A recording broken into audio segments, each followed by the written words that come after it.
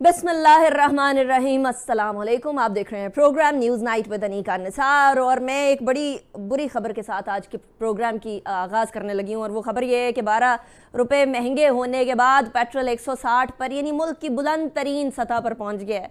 अब हमें बहुत सारे तरीके बताए जा रहे हैं, टोटके बताए जा रहे हैं कि हम लोग किस तरीके से इस मामले को, महंगाई को दबा कर रखें और मामला इतना आगे ना जाए। याद रहे कि हमें इंटरनेशनल मार्केट के हवाले से ये यकीनन हुकूमत की तरफ से वजह दी जाती है कि देखें इंटरनेशनल सतह के ऊपर और आलमी सतह के ऊपर जब मामला आगे बढ़ेंगे और कीमतें बढ़ेंगी तो फिर हम किस तरीके से कंट्रोल कर सकते हैं, बिलखुसूस उन मसनूआत के ऊपर जो कि ऑलरेडी इंपोर्ट हो रही है। और पाकिस्तान इंपोर्ट के लिहाज से पेट्रोलियम मसनूआत जो है पाकिस्तान के इंपोर्ट के अंदर सबसे बड़ा चंक रखती हैं और इस पेट्रोलियम मसनूआत के ऊपर तमाम चीज़ों का इन्हिसार है। यानी जब पेट्रोलियम मसनूआत की कीमतों के अंदर इजाफा होता है तो साथ ही साथ अशिया खुरोनोश की कीमतों के अंदर इजाफा हो जाता है, ट्रांसपोर्टेशन की कीमतों के अंदर ऑब्वियसली इजाफा हो जाता है, इवन सो के खाद की कीमतों के अंदर इजाफा हो जाता है। तमाम की तमाम चीज़ें इसी से इंटरलिंक्ड होती हैं जब पेट्रोलियम मसनूआत की कीमतों के अंदर इजाफा होता है। तो वज़ीर आज़म साहब ने इस कीमत बढ़ाने को मुस्तरद किया था, लेकिन वजारत जो फाइनेंस की मिनिस्ट्री है, ख़जाना की तरफ से ये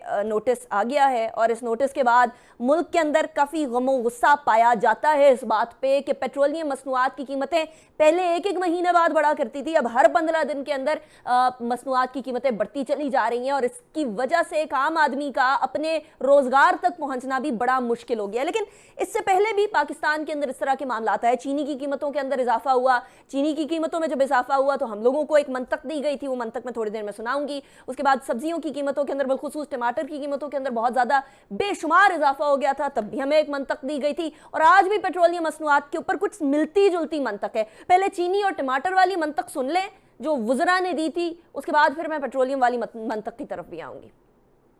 जरदारी ने अरबों डॉलर लुटाया आपका, यही नवाज शरीफ ने अरबों डॉलर लुटाया आपका, उसकी वजह से महंगाई है। अगर मैं एक चाय के चम्मच में 100 दाने डालता हूं तो अगर 9 दाने कम हो जाए, मैं 100 निवाले खाता हूं आटे के, तो अगर 9 निवाले कम खा लूं तो अपनी कौम के लिए मैं 9 निवालों की कुर्बानी नहीं कर सकता। जब तक टमाटर सस्ते नहीं होते आप दही इस्तेमाल करें, जब आप इस्तेमाल करना ही छोड़ देंगे तो ऑटोमेटिकली सस्ते हो जाएंगे। ये तब्दीली सरकार है और टमाटर काबू नहीं आ रहा आपके। देखें हमारे पास बहुत जमीन पड़ी हुई है, हम सबको चाहिए और स्पेशली हमारे लोगों की, एग्रीकल्चर लोगों की जिम्मेवारी होनी चाहिए कि हम तमाम अपनी सब्जियां वगैरह। अली अमीन गंडापुर साहब ने कहा कि चीनी इस्तेमाल करना बंद कर दो। मैंने चाय में चीनी इस्तेमाल करना बंद कर दी। ज़रताज गुल साहिबा ने कहा अपने सब्जियां उगा ले, अपने घर में सब्जियां उगाना शुरू कर दी। फिर ये कहा गया कि टमाटर की जगह दही डाल ले, सालन में दही डालना शुरू कर दिया। पेट्रोलियम मसनूआत की कीमतों के अंदर इजाफा हो गया है। तो शिबली फराज साहब ने इसी तरह की मिलती जुलती एक मंतक दी है। अब ये मंतक काबिल अमल है या नहीं, पहले आप सुन लें, उसके बाद फिर इस बारे में बात करते हैं। जहाँ तक मुमकिन हो सके थोड़ा कम फ्यूल इस्तेमाल करना चाहिए और मैं समझता हूँ क्योंकि सब वक्त में यही होता है कि जिंदगी देखें नॉर्मल नहीं रह सकती है। तो देखें फ्यूल भी कम इस्तेमाल करें, यानी आधा फ्यूल डाल लें, आधी फूक डाल के गाड़ी में चला लें, कुछ इस तरह का कोई काम करें, कुछ समझ आ जाए अगर हम लोगों को कि क्या कहना चाह रहे हैं। या अपने रोज़गार तक जाना बंद कर दें या इमरजेंसीज तक जाना बंद कर दें, क्या करें ये बात समझना, अभी मैं पूछूंगी अपने मेहमानों से इसके बारे में क्या करें। लेकिन पाकिस्तान तहरीक इंसाफ का ये दौर जो है ये कुछ ज़रा मुश्किल गुजरा पेट्रोलियम मसनूआत के लिए। ऑब्वियसली इंटरनेशनल चैलेंज भी है, हम उससे बिल्कुल भी किसी भी तरीके से इनकार नहीं कर सकते हैं। पाकिस्तान तहरीक इंसाफ के टाइम के ऊपर पेट्रोलियम मसनूआत की कीमतों में इजाफा आया और हालिया जो यूक्रेन का मामला है इसने एक और मसला खड़ा कर दिया। लेकिन अब कुछ डी एस्केलेशन होते हुए नजर आ रही है, तो एक्सपेक्टेशन ये है कि आलमी सतह के ऊपर पेट्रोलियम मसनूआत की कीमतों में कमी आएगी। क्या 12 रुपए की कीमत जो बढ़ी है इसी हिसाब से कम भी होगी, 12, 15, 20 रुपए कम भी होगी, या सिर्फ ज्यादा करने के मामले में इतने इतने बढ़ते हैं? सितंबर 2018 के अंदर जब पाकिस्तान तहरीक इंसाफ आई थी तो 92.83 रुपए का पेट्रोल था 1 लीटर। जब आज फरवरी 2022 में हम बैठे हैं तो तकरीबन 160 रुपए का 1 लीटर मिल रहा है पेट्रोल का। और ओवरऑल इंक्रीज जो है इसके अंदर 67.86 रुपए टोटल हुआ है। पाकिस्तान मुस्लिम लीग नून के ज़माने में ज़रा जाते हैं, जून 2013 की बात करें तो 100.63 रुपये इजाफा, मतलब 3 रुपये जो है कीमत थी, इसके अंदर इजाफा नहीं हुआ बल्कि कमी आई। और जून 2018 के अंदर जब पाकिस्तान मुस्लिम लीग नून गई तो 87.70 रुपीज़ कीमत थी पेट्रोलियम की। ओवरऑल डिक्रीज हुआ और आलमी मंडी के अंदर डिक्रीज होने की वजह से यकीनन डिक्रीज हुआ। वो था जी 12.93, जो मैक्सिमम कीमत गई थी पाकिस्तान मुस्लिम लीग नून के ज़माने में वो 112 के करीब थी पर लीटर रुपए कीमत पेट्रोलियम की। अब पीपल्स पार्टी के ज़माने में भी चलते हैं, वहाँ भी पर लग गए थे पेट्रोलियम मसनूआत को। अप्रैल 2008 के अंदर जब पीपल्स पार्टी ने जिस साल में आना था या जिस साल में आई थी, उसके अंदर 65.81 रुपये पेट्रोल की पर लीटर कीमत थी। अप्रैल 2013 में आखिरी साल जो पीपल्स पार्टी का था, जब उसके बाद PMLN ने आना था, तो उस टाइम पर 102.3 रुपये फी लीटर पेट्रोल की कीमत थी। ओवरऑल जो इंक्रीज इसके अंदर हुआ था तकरीबन 36-27 रुपये के करीब हुआ था, 36.49 रुपये टू बी प्रिसाइज। अच्छा, उसके बाद जो मैक्सिमम इनके दौर के अंदर कीमत गई है वो 108.45। अब कुछ शेयर द लोग भी जालिम सन, कुछ सानू मरंदा शौक भी सी। बाहर आलमी सतह पे तो कीमतें बढ़ ही रही हैं, लेकिन हम लोगों ने भी डॉलर की कदर के अंदर इजाफा और रुपए की कदर के अंदर गिरावट करके एक मामला गंभीर कर दिया। अब ऐसे में क्या हुकूमत ऑपोजिशन के लिए खुद मवाद नहीं दे रही कि आ बैल मुझे मार, महंगाई पे महंगाई होती चली जाए और ऑपोजिशन चुप रहे और इसको पॉलिटिकली इस्तेमाल ना करे? ऐसा होना ज़रा मुश्किल ही नज़र आता है। मेरे साथ जो मेहमान मौजूद हैं आज का मौजूद डिस्कस करने के लिए, मैं उनका तारुफ करवा दूं। आफ्ताब जहांगीर साहब हमारे साथ मौजूद हैं, पाकिस्तान तहरीक इंसाफ के रहनुमा। बहुत शुक्रिया आफ्ताब जहांगीर साहब, आपने हमें ज्वाइन किया, it's a pleasure having you. हमारे साथ सेनेटर कामरान मुर्तज़ा साहब हैं, JUI के रहनुमा हैं, बहुत शुक्रिया सेनेटर साहब, आपने भी हमें ज्वाइन किया, it's a pleasure having you as well. Ali Gauhar Baloch sahab हमारे साथ मौजूद हैं, पाकिस्तान मुस्लिम लीग नून के रहनुमा हैं, बहुत शुक्रिया अली साहब, आपने भी हमें ज्वाइन किया। होना आपने वीडियो पे था, लेकिन आप इमरजेंसी में ट्रैवल कर रहे हैं तो आप हमारे साथ फ़ोन कॉल पर हैं। सबसे पहले आफ्ताब जहांगीर साहब, मैं आपकी तरफ ही आती हूँ। आफ्ताब साहब, अवाम जो है आपको कम परेशान नहीं अच्छी लग रही? जो आप लोग बार बार पेट्रोलियम मसनूआत के अंदर इजाफा कर देते हैं तो कुछ परेशानी में इजाफा हो जाता है, फिर समझ नहीं आती कि घबराना है या नहीं घबराना।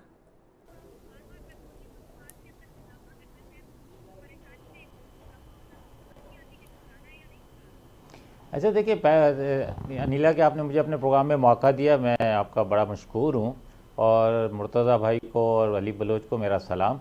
देखिए, मसला ये है कि कोई भी शख्स, चाहे मैं हूँ, आप हो, कोई भी हो, वो खुशी से ना कीमत बढ़ाता है ना वो ये चाहता है कि लोग उसके ऊपर तनकीद करें। लेकिन हालात ऐसे होते हैं। अभी इस वक्त आप देखें इंटरनेशनल मार्केट के अंदर पेट्रोलियम की क्या कीमत है। अच्छा, पेट्रोलियम हमारा प्रोडक्ट तो है नहीं, हमें इंपोर्ट करना पड़ता है। जब हम इंपोर्ट करते हैं तो हमें पेट्रोलियम आपने की कीमत देनी पड़ती है। अभी आपने खुद ही बताया कि इस दौर में 106, 108 तक भी गई है, फिर नून लीग के दौर में यहाँ तक गई। लेकिन उसके साथ आपने ये मुवाजना नहीं किया कि उस वक्त डॉलर की क्या कीमत थी। डॉलर की कीमत क्या आज के डॉलर की कीमत थी? यकीनन अगर आज के डॉलर की कीमत थी और उस वक्त की प्राइस इतनी थी तो फिर तो हम यकीनन हम समझते हैं कि हमारी तरफ से ज़्यादती हो रही है। लेकिन जब डॉलर वहाँ पे उस वक्त डिफरेंट प्राइस पे ट्रेड हो रहा था तो और आज डिफरेंट प्राइस पे ट्रेड हो रहा है तो उसका इम्पैक्ट तो पड़ेगा। अच्छा, जहाँ तक आपने बहुत सारे अभी हमारे दोस्तों की बात सुनाई कि जी शिबली फराज साहब ये कह रहे हैं और या कोई दूसरा शख्स ये कह रहा है, मैं आपको मिसाल के तौर पे, मैं ये देते हुए मुझे खुशी नहीं हो रही, लेकिन मैं आपको मिसाल दे रहा हूँ कि मैं एक दफ़ा एक कंट्री में गया मुल्क से बाहर, तो वहाँ पर उन्होंने क्या किया, स्टेशन के पास लाकर गाड़ी खड़ी कर दी और ट्रेन में बैठकर वो चले गए। हमने कहा भाई ये आपने यहाँ खड़ी कर दी और ट्रेन पे जा रहे हैं। कह रहा यार एक से दो फ़ायदे होंगे। मैंने कहा जी क्या फ़ायदा होगा? उसने कहा एक तो हमारा टाइम बचेगा, समझे ना, क्योंकि जितने देर में हम बाई रोड पहुँचेंगे उससे कम टाइम में हम पहुँच जाएंगे, और दूसरा ये है कि हमारा जो है ये फ्यूल और ये सारी चीज़ें जो है इससे हमारी बचत होगी। अभी आप इसको नेगेटिव नहीं लीजिएगा, मैंने एक आपको मिसाल दी है, वो जो शिबली फराज साहब का आपने जिक्र किया। अच्छा, इसके बाद दूसरी बात आपने की जरताज गुल साहिबा की, इसमें कोई दो राय नहीं है कि अगर आप जो है अगर घर के अंदर कुछ फार्मिंग कर लें, अगर आपके पास अल्लाह ने ज़मीन दी है, जगह दी है, कोई ऐसी है आपके पास, अगर आप फार्मिंग कर लेंगी तो वो आपके लिए आसानियाँ पैदा होंगी, उसमें कोई मुश्किल नहीं है। आपने तो की भी, आप कह रही हैं कि मैंने की, आपके कहने पे मैंने ये काम भी कर लिया आपके कहने पे, तो यकीनन आपको इससे फायदा हुआ होगा। आफ्ताब जहांगीर साहब, बात तो आपकी सही है कि फायदा तो वाकई में हुआ, आप बिल्कुल दुरुस्त फरमा रहे हैं, लेकिन मुझे ये बात बता दीजिएगा सिर्फ कि आप जिस मुल्क की बात कर रहे हैं वो मुल्क यकीनन अमेरिका हो सकता है, बाकी ममालिक भी हो सकते हैं, लेकिन यकीनन अमेरिका के अंदर भी यही होता है कि गाड़ियां पार्क कर देते हैं, ट्रेन के ऊपर बैठते हैं, अपने जगह पर पहुंचते हैं, रोजगार कमाते हैं और वापस आ जाते हैं और फिर गाड़ी पर बैठते हैं, फिर घर आ जाते हैं। लेकिन मसला ये है कि वहाँ के पब्लिक ट्रांसपोर्ट सिस्टम को आप पाकिस्तान के पब्लिक ट्रांसपोर्ट सिस्टम से कंपेयर तो नहीं कर सकते। या तो हमारा भी पब्लिक पब्लिक ट्रांसपोर्ट सिस्टम उतना ही स्ट्रांग होता जितना उधर हो, तो फिर हम कहते हैं कि हाँ हम लोगों को भी इसी तरीके से करने की ज़रूरत है, फिर खुशी से लोग गाड़ियाँ पार्क करते और पब्लिक ट्रांसपोर्ट में जाते। अच्छा, मैं वही आपको बताना चाह रहा हूँ, मैं आपको, हाँ मैं आपको आपने एक बात की ना, आपने एक बात की, मेरे सुने, नहीं आपने एक बात की, मैंने बिल्कुल उसकी बात को, अब फॉर एग्जांपल मैं अपनी मिसाल दे देता हूँ। मेरे हल्के से ग्रीन लाइन शुरू होती है, मेरे हल्के पे ख़त्म होती है। अगर मैं यहाँ से 5 मिनट की ड्राइव पे जाके, मेरे को 5 मिनट लगेंगे, 10 मिनट मैं नुमाइश पहुँच जाऊँगा, और वहाँ से मुझे जो है ट्रेन में, बस पे बैठता हूँ और अपने हल्के में पहुँच जाता हूँ, तो इसमें क्या हर्ज है? लेकिन मैं ये कह रहा हूँ कि ये तो एक आपने बात की, तो मैंने उसका जवाब दिया है आपको कि अगर जहाँ पे ट्रांसपोर्टेशन का सिस्टम अच्छा हो जाए, जहाँ पे चीज़ें अच्छी हो जाएं, वहाँ पे इस्तेमाल कर लेने में कोई हर्ज नहीं है, जैसे कि शिबली फराज साहब ने कहा है। लेकिन मैं फिर ये कहता हूँ कि आप देखें, इंटरनेशनल मार्केट के साथ चलते हैं। मुझे कोई खुशी नहीं है कि लोग मुझे कहें कि जी पेट्रोल महंगा हो गया, चीज़ें महंगी होगी। मैं समझता हूँ कि कोई भी हुकूमत हो, मेरी जगह पीपल्स पार्टी हो, नून लीग हो, मौलाना फजलुर रहमान साहब की पार्टी हो, कोई भी हो, वो तनकीद इसलिए नहीं सुनना बर्दाश्त पसंद करेगी कि जो चीज़ उसके हाथ में नहीं है। अब ये है, ये यकीनन इसके अंदर ये हमारे लिए परेशानी का बायस है। हमें चाहिए कि जब हम समझते हैं कि जैसे अभी आपने एक बात कही कि अगर डिक्लाइन आता है इंटरनेशनल मार्केट में, तो हमें वो भी इम्पैक्ट जो है वो ट्रांसलेट करेंगे या नहीं करेंगे देना चाहिए, वो रिलीफ भी देना चाहिए। सेनेटर कामरान मुर्तज़ा साहब, सेनेटर कामरान मुर्तज़ा साहब, हुकूमत तो आप लोगों को प्लेट में रख के मामला दे रही है कि देखिए जी महंगाई हो गई है, प्राइस बढ़ती है, तो अब आप इसको कैश करें। कामरान मुर्तज़ा साहब, क्या ऑपोजिशन विद देयर नंबर्स, जो कोशिशें जारी हैं, जो जहांगीर खान तरीन साहब के साथ मुलाकातें हो रही हैं, जिसका वो एतराफ़ भी कर रहे हैं, जो मैं ब्रेक के बाद सुनवाऊंगी भी, क्या ऑपोजिशन इस सिचुएशन को कैश कर पाएगी या नहीं?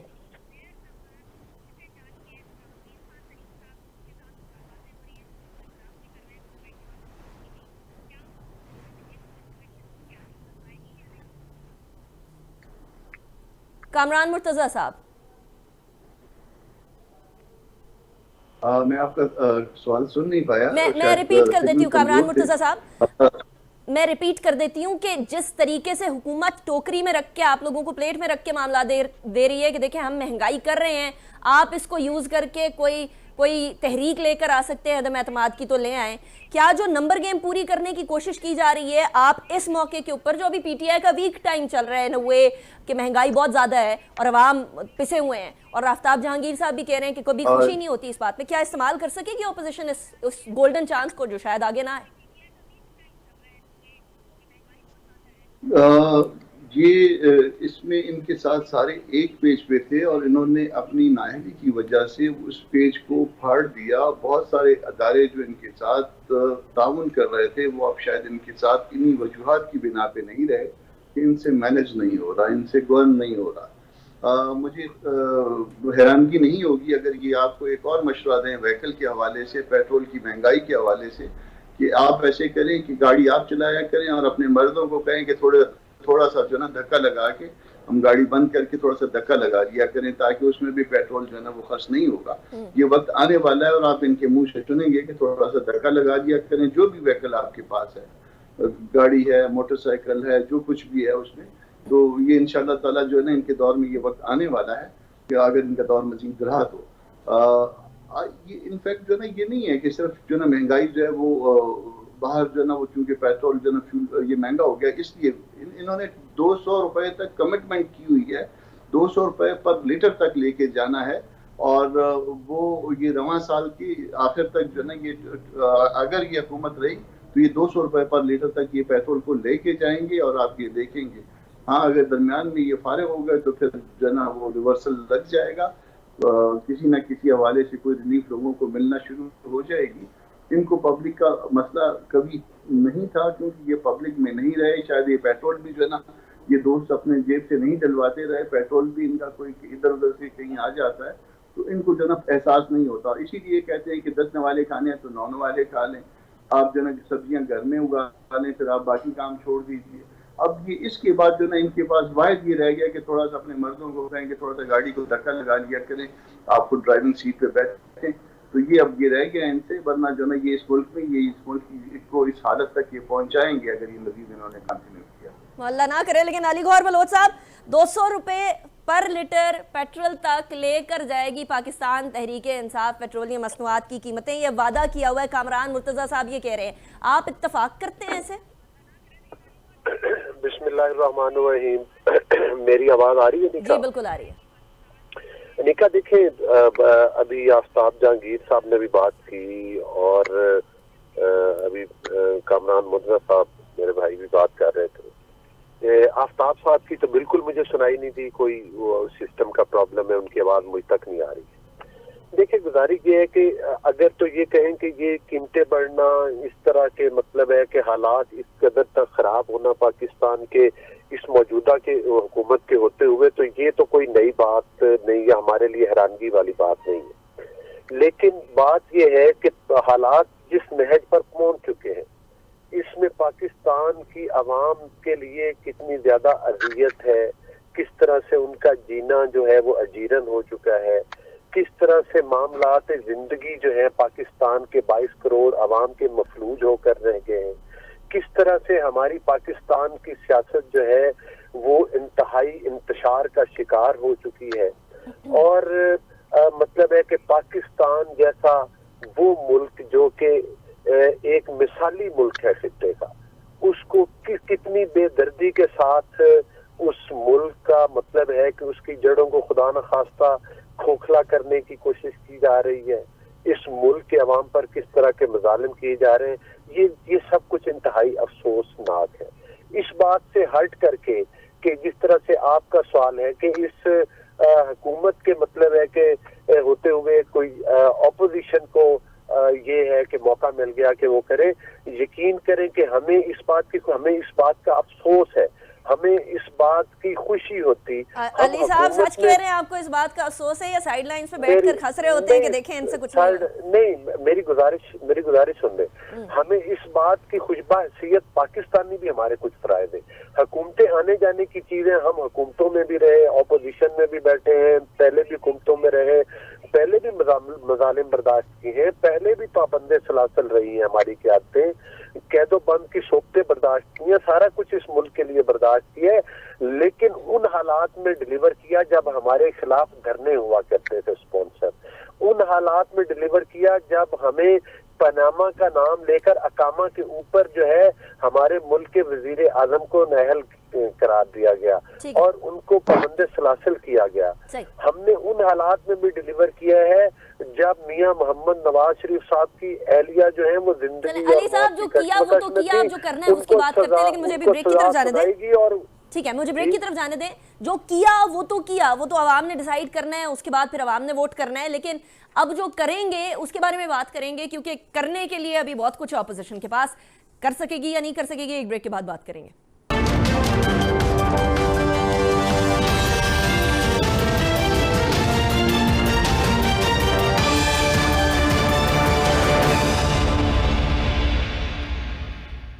Welcome back to news night with Anika Nisar. नाज़रीन, हम जाने से पहले बात कर रहे थे कि जितनी भी महंगाई है उसका एक रिएक्शन आता है और वो हुकूमत को सहना पड़ रहा है अवाम के गमो गुस्से की फॉर्म के अंदर। लेकिन ये फसल तैयार है, क्या ऑपोजिशन काटने को तैयार होगी या नहीं होगी? कुछ मुलाकातें भी चलती रही हैं पिछले हफ्ते के अंदर, पूरा हफ्ता मुलाकातें चलती रही और मुलाकातों का सिलसिला के बावजूद भी कोई वादा सामने नहीं आया। जहांगीर खान तरीन साहब ने भी एक मुलाकातों के बारे में कुछ कहा है, वो भी सुन लीजिएगा। खान साहब को ये भी कहा था कि जी महंगाई का मसला ज़रा हल कर लें, महंगाई बहुत ज़्यादा हो रही है। आज भी पूरा टाइम जो है वो जहांगीर तरीन साहब की आज बड़े लंबी तवील किस्म की उनके तमाम लोगों की नशिस्त हुई थी। उन्होंने ये भी कहा कि मुलाकातें तो हो रही हैं लेकिन मामला जो है वो अभी कहीं किसी जगह पर तय नहीं पाया। अली गौहर बलोच साहब, आपसे दोबारा स्टार्ट करती हूँ।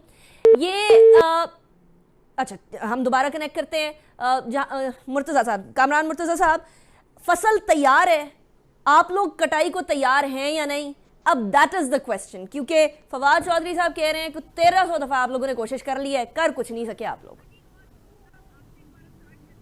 देखिए, अगर हम कुछ कर नहीं सके तो वो कहते हैं कि अगर हुई ताखीर तो कोई बायस ताखीर भी था। इनके साथ बैसाखियाँ थी, तो बैसाखियों की वजह से जो है वो इन टाइम जो है जब पहले हमने जो कुछ करना चाहा तो वो नहीं हो पाया। अब मेरा ख्याल है कि कुछ चीज़ें न्यूट्रल हुई हैं और न्यूट्रल होने का फ़ायदा शायद पब्लिक को पहुँचे, हमें पहुँचे, और मुमकिन तौर पे इस महीने के आखिर में या अगले महीने के शुरू में मैं समझ रहा हूँ कि ये आ जाएगी नो कॉन्फिडेंस की मोशन, और इस महीने के आखिर में या मार्च की शुरुआत में। तो फिर वो पीडीएम की 23 मार्च वाली लॉन्ग मार्च का क्या बनेगा कामरान मुर्तजा साहब? देखिए 23 मार्च वाली तो इनको हटाने के लिए, और अगर 23 मार्च से पहले ये हट गए तो फिर उसकी जरूरत नहीं रहेगी, और नहीं हटे तो फिर उसको भी करेंगे, चलाएंगे उसको भी इंशाल्लाह। ये तीन चीजें इकट्ठी हो जाएंगी, पीपल्स पार्टी का मार्च, अदम एतमाद की तहरीक और उसके साथ हमारा।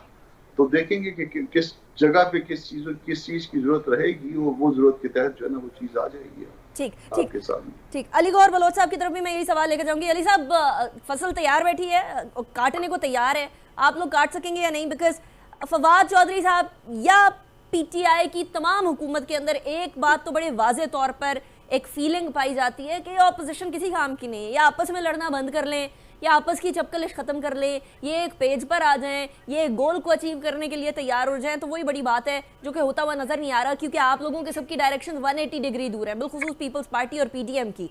सो ऐसी सिचुएशन के अंदर कामरान मुर्तजा साहब ने एक बड़ी इंटरेस्टिंग बात कही। वो कही कि पहले बैसाखियां थी, अब बैसाखियां नहीं है। क्या आपको भी कोई किसी उड़ती उड़ती चिड़िया ने या किसी वेदर रिपोर्ट ने बोला है कि अब बैसाखियां नहीं है पाकिस्तान तहरीक इंसाफ के साथ? देखिए अनिका, एक बात बड़ी क्लियर है, खैर फवाद चौधरी साहब की बात को तो संजीदगी से नहीं लिया जा सकता, क्योंकि देखे ना, उन्होंने कभी संजीदगी वाले काम भी नहीं किए। उनको तो 2-4 काम आते हैं। इलेक्शन कमीशन को गालियां दिलवानी हो तो फवाद चौधरी साहब हाजिर है, किसी सहाफी के साथ ढींगा मुश्ती करनी हो, उसको किसी तकरीब के अंदर थप्पड़ रसीद करना हो तो फवाद चौधरी साहब जैसे लोग हाजिर हैं। तो उनकी बातों को संजीदा नहीं लिया जा सकता। लेकिन एक फैक्टर जरूर है कि एक तो जो ये कहा जाता है कि हमें किसी की सपोर्ट की जरूरत नहीं है। हमारा सिर्फ डे 1 से यही मुतालबा रहा है कि सियासत में जो है वो मुदाखलत बंद की जाए। सियासतदान अपने डोमेन में रहकर काम करें, बाकी इदारों में बैठे हुए लोग अपने डोमेन में रहकर काम करें। अगर लोगों को फोन कॉल ना आई, जिन लोगों से हमारा राब्ता हुआ, इसमें तो देखे ना कोई ढकी छुपी बात नहीं है। अब लोग ये समझ चुके हैं जो असेंबलियों के अंदर जिन्होंने आगे इलेक्शन कॉन्टेस्ट करने हैं, जिन्होंने अपनी सियासत को जिंदा रखना है, उनको पता है कि ये नैया डूब चुकी है। डूबने से मुराद ये है कि इतनी महंगाई और इतनी करप्शन के बाद और इतनी नाकाम, पाकिस्तान की नाकाम तरीन हुकूमत है ये। इसके बाद हुकूमत की नाकामी को छोड़े ना अली साहब, वो तो खुद अपनी नाकामी के बारे में जवाब देंगे ना, आप अपनी कामयाबी की बात करें ना। मैं आपके सवाल का जवाब दे रहा हूँ, अगर जी आप मेहरबानी करें। देखिए अनिका, बात यह है कि लोग जो मतलब है कि एमएनएज है इस वक्त, या जो नहीं भी कामयाब हुए, जो हल्कों की सियासत करते हैं, वो आइंदा इलेक्शन बल्ले के निशान पर नहीं कॉन्टेस्ट करना चाहते। इनके इत्तेहादी भी नहीं चाहते कि जो उनके कंधों के ऊपर महंगाई का और करप्शन का बोझ इस हुकूमत ने, पीटीआई ने लादा है, वो मतलब है कि उसके साथ उनको पता है कि ये चूरन नहीं बिकेगा। I am sorry, I am cutting you short here, लेकिन इत्तेहादी भरी महफिल के अंदर बड़े टाइमिंग के साथ मुन्नस इलाही साहब ने कहा है हम आपके साथ हैं, मुलाकातें होती हैं, घर पे आए मेहमान को वापस तो नहीं भेजा जा सकता। कामिल अली आगा साहब ने कहा है कि हमें ग्रीन सिग्नल नहीं मिला है। आप कह रहे इत्तेहादी भी तंग आ गए। इत्तेहादी तंग होते तो आज आपके साथ होते ना। बड़ी अच्छी बात की आपने ये सुना कि कामिल अली आगा साहब ने ये कहा है कि हम हुकूमत के साथ नहीं है, हम रियासत के साथ।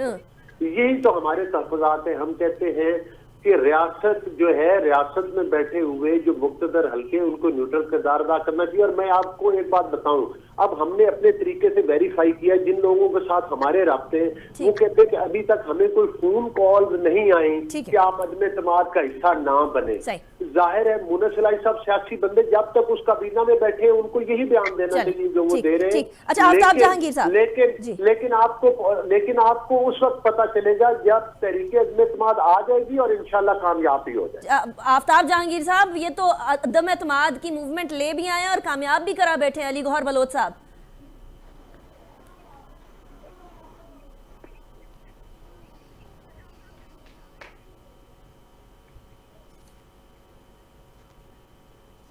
आफ्ताब जहांगीर साहब,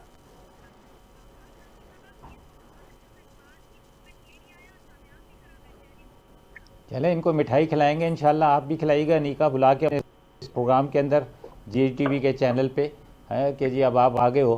पहली बात तो ये कि मुझे एक समझ नहीं आ रही, ये दो बातों का जवाब देते बड़े मतलब मेरे जी, मैं ये कह रहा हूँ कि जब आ गई और कामयाब भी हो गई तो फिर आप मिठाई खिलाए ना इनको, समझे ना। मैं ये समझने की कोशिश कर रहा हूँ कि अदम एतमाद आ गया, अदम एतमाद पूरा हो गया, पास हो गया, फिर क्या होगा, फिर कौन बनाएगा हुकूमत, कैसे बनेगी हुकूमत, क्या एक्शन अर्ली होंगे, क्या होगा। एक दूसरा ये कि अभी आपने कहा कि जी आगा साहब की बात की आपने काफ लीग के हवाले से, तो उन्होंने कहा जी हमें ग्रीन सिग्नल नहीं मिला या मिला, तो इसका मतलब ये है कि रियासत जो है, जिस रियासत की वो बात कर रहे हैं, वो रियासत कहेगी कि अब हमने अपना हाथ उठा के हमने हाथ जो है वो मौलाना फजलुर रहमान पे रख दिया है, तो क्या इसका मतलब ये होगा कि जब वो हाथ वो दूसरी जगह पे जाएगा तो तब वो उसकी साथ मिलेंगे। और अगर वो कहते हैं कि जी हमने नहीं हाथ रखना किसी के ऊपर भी, तो फिर आगा साहब क्या करेंगे, फिर आगा साहब कोई ना कोई तो करेंगे ना कि जी मैं इस वजह से हमने अदम एतमाद का हिस्सा बने। देखिए ये सब बातें कबल वक्त हैं, ये इनको पता, पहले कोई इन्होंने वो बनाया होगा ना, फॉर्मेट किया होगा कि जी अदम एतमाद आएगा, फिर कौन हुकूमत बनाएगा, कौन वज़ीर आज़म होगा, कौन है ये सारी सिस्टम को चलाएगा, एक या फिर ये कि अर्ली इलेक्शन होगा, तो वो अर्ली इलेक्शन जो है वो आप क्या अलायंस के तौर पे लड़ेंगे या वो इंडिविजुअल बेसिस पे लड़ेंगे। और अगर इंडिविजुअल बेसिस पे लड़ते हैं तो फिर ये होगा कि बलोच साहब कहेंगे कि आगा मुर्तज़ा ये कामरान मुर्तज़ा साहब बहुत अच्छे आदमी हैं, आप मेरे बजाय को वोट दे दें। मुर्तज़ा साहब ये कहेंगे कि बिलावल साहब बहुत अच्छे आदमी हैं, आप मुझे वोट मत दें, इन्हें वोट दे दें। क्या ये कहेंगे? या फिर ये कहेंगे कि जी इनको रोडों पे हम घसीटेंगे, इनके पेट फाड़ेंगे, इनको चीरेंगे, इनको, क्योंकि अगर सिंध की बात की जाए तो सिंध में तो पीपल्स पार्टी की हुकूमत है, तो सिंध में किस बुनियाद के ऊपर इलेक्शन लड़ेंगे, वहां पर क्या कारकर्दगी अगर सिंध की पीपल्स पार्टी की बहुत अच्छी है तो फिर आप ये कहें कि जी हम तो इनको वॉक ओवर देंगे, हम तो इन्हें जो है इनके सामने अपना कैंडिडेट ही नहीं खड़ा करेंगे। लेकिन जब आपने इलेक्शन भी लड़ना है तो फिर किस बुनियाद पे लड़ेंगे, क्या आवाम के पास लेके जाएंगे, हम ये जरूर है हमारे लिए मुश्किल है। लेकिन मैं ये समझी शायद आपने ये कहना था, या शायद आप ये कहते हैं कि देखें जी ऐसा तो कुछ होने वाला नहीं है, आपने तो मिठाई की बातें कर दी हैं। अब मुझे थोड़ा थोड़ा शक होने लग गया, ब्रेक के बाद बात करते हैं, शक को दूर करने की भी कोशिश करते हैं कि कहीं हुकूमत में भी तो नहीं ये शक पाया जाता कि अब मिठाई खाने का टाइम हुआ चाहता है ऑपोजिशन का। ब्रेक के बाद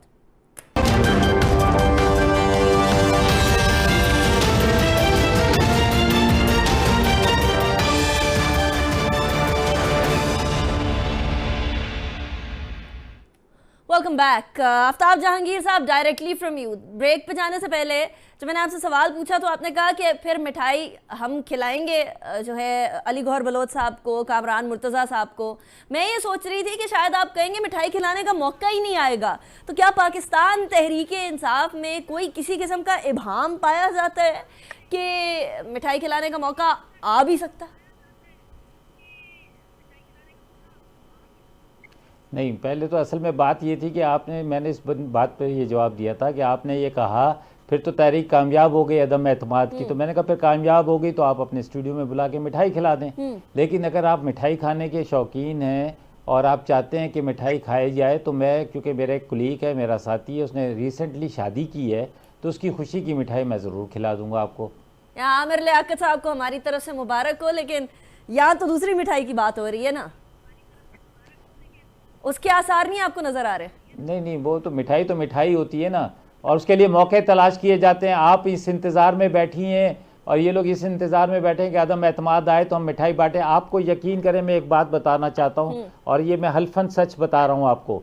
1977 की बात बता रहा हूँ, तहरीक चल रही थी और उस तहरीक के दौरान जो है भुट्टो साहब की जो हुकूमत को गिराया गया, ज़िया-उल हक साहब तशरीफ़ लाए और उसके बाद नून लीग वालों ने देग जर्दे की पकाई, तो वो मैंने पहली सियासी देग जो थी ना जर्दे की, मीठे की, वो खाई थी। ये मैं आपको हल्फन बात बता रहा हूँ। तो इसलिए मैं ये समझता हूँ कि हमें ये समझना चाहिए कि मिठाइयाँ जो होती हैं वो कभी कभी बहुत ज़्यादा नुकसानदेह भी होती हैं, क्योंकि डॉक्टर्स कहते हैं कम खाओ मीठा, सेहत के लिए अच्छा नहीं है। लेकिन ये कि मिठाई का बहाना होता है, अभी हमारे पास है।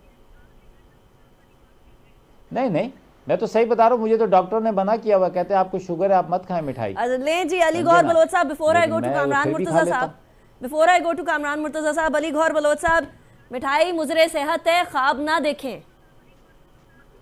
देखिए, पाकिस्तान के जिस नहज पर हालात पहुंच चुके हैं, एक तो मैं आफ्ताब भाई की थोड़ी सी करेक्शन कर दूं, जो इन्होंने भुट्टो साहब की हुकूमत और जनरल ज़ियाउल हक के वक्त का हवाला दिया, उस वक्त नून लीग नहीं बनी हुई।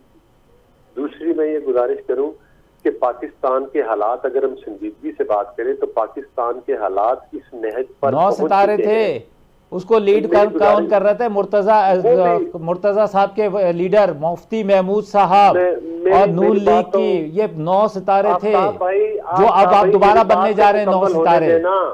आफ्ताब भाई मेरी बात जी अली साहब, मैंने आपको कहा वक्त कम है ना अनीका के पास, तो मैंने कहा बीच में करेक्शन कर दूं, माफी चाहता हूँ। नहीं कोई बात नहीं। देखिए, गुजारिश ये है कि संजीदगी की बात ये है कि पाकिस्तान की तारीख में इतना किसी भी हुकूमत ने इतना बदतरीन डिलीवर नहीं किया, इतने संगीन हालात नहीं हुए।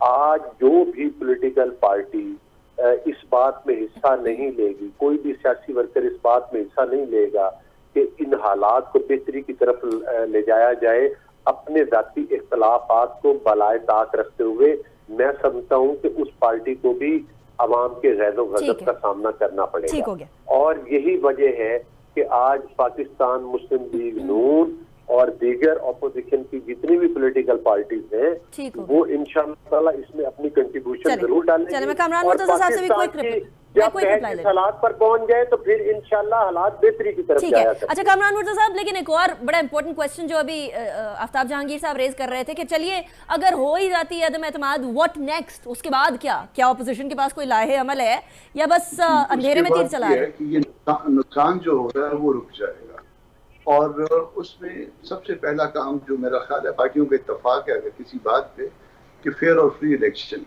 फेयर और फ्री इलेक्शन के नतीजे में जो भी पार्टी आई या जो भी पार्टियां आए, उनको मिलजुल के हुकूमत बनानी चाहिए। इस पे भी शायद इत्तेफाक है। तो उसमें नुकसान को बहुत ज़्यादा जो है ना वो रिवर्स नहीं किया जा सकेगा, मगर आहिस्ता आहिस्ता उस पर जो है ना वो पहले रुक जाएगा और फिर देन जो है ना रिवर्सल की तरफ मामला चलना शुरू हो जाएगा। 1.5 साल शायद लग जाए। सेनेटर कामरान मुर्तजा साहब, अली गौहर बलोच साहब, आफ्ताब जहांगीर साहब, थैंक यू सो मच। लेकिन आखिर में बड़ी इंटरेस्टिंग बात कामरान मुर्तजा साहब ने फरमाई कि इस बात पे भी शायद इत्तेफाक हो चुका है कि आने वाली जो हुकूमत होगी इस दौरानिये के अंदर वो भी शायद मिलजुल कर बनाई जाएगी। अब पाकिस्तान की सियासी जमातें जो कि बड़ी मुख्तलिफ सोच रखती हैं, जो कि बड़े मुख्तलिफ जाविये रखती हैं, क्या वो मिलजुल कर सियासी अपनी हुकूमत बना सकेंगी या नहीं सकेंगी? और उससे पहले का कदम क्या पुर हो सकेगा? जो मिठाई खाने की बात हम लोग कर रहे थे प्रोग्राम के अंदर, उसका मौका आएगा अपोजिशन के लिए या नहीं, आने वाला वक्त बताएगा। लेकिन कामरान मुर्तजा साहब ने end of February beginning of March की जो बात की है, हमारी नज़र उसके ऊपर ही गड़ी रहेगी। अनीका निसार को इजाज़त दीजिए, अपना बहुत ख्याल रखिएगा। अल्लाह हाफ़िज़ नासिर।